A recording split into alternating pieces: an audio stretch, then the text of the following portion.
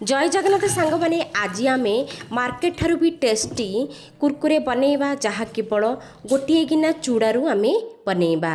एठी से कुरकुरे बनैबा पे गोटे गिना चूड़ा नहीं जिबा। चूड़ा को भल भाव टे ग्राइंड करदेबा।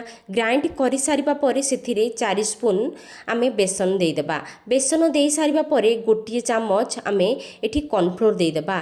तापर 1/4 स्पून बेकिंग सोडा देदेबा। सोडा दे सारिबा परे ताकू भल भाव ग्राइंडिंग करदेबा। ग्राइंडिंग कर देखंतु गोटे एपरी भाव पाउडर फॉर्म को आनबा। तापर गोटे कड़े नहीं जावा। जो गिनार आम चूड़ा नहीं से गिनार गोटे गिना पानी देदेबा। पानी दे सारिबा परे गोटे स्पून तेल देदेबा। तेल दे सारिबा परे आम ग्राइंड कर रखिथिबा पाउडर को आम देदेबा। दे सारिबा परे ताकू भल भाव मिसेई ताकू गोटे डो रे परिणत करदेबा। तापरे ताकू गोटे प्लेट को बाहर करी ताकू भल भाव चकटी देबा। चकटी सारिबा परे ताकू कुरकुरे सेप देदेबा। देखंतु मु किपरि भाव में गोल गोल करी हाथ में मुठा करी कुरकुरे सेप देइछि सेहीपरि भाव में आम देदेबा। सबुतक देखंतु मु दे देइछि प्लेट रे रखी देइछि। तापर गोटे कड़े नहीं जावा।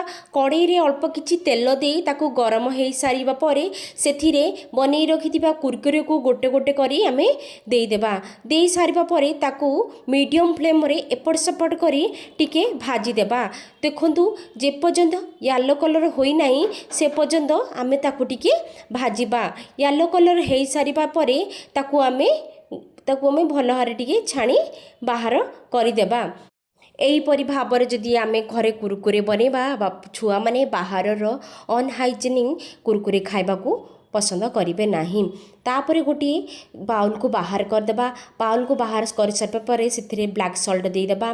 ब्लैक सल्ट दे सारा पर मुझे काश्मीरी रेड चिली पाउडर दे देइछि। तापर मुझे मैगी मसला दे देइछि। आपण माने चाहिए आपण पाखरे थिले पेरी पेरी मसला मध्य दे पारिबे। आपण मानक जदि कुरकुरे रेसिपी भल लागला आपण माने सब्सक्राइब निश्चय करदेबे।